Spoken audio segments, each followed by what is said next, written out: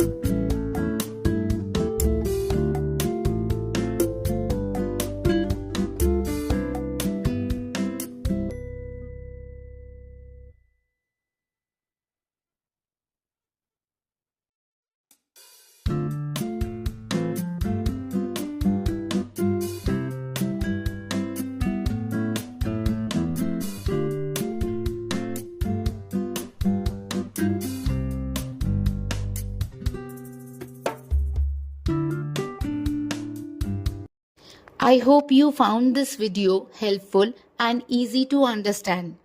For all subjects, I am uploading previous year question papers in a structured way, one video per subject, 1 year at a time, so that your preparation stays clear and focused. New PYQ videos are uploaded twice a week, so make sure you stay connected with the channel. If you want the solved PYQs in PDF format, you can find the link in the description. Don't forget to like, share and subscribe for more such exam focused content. Thank you for watching and all the best for your exams.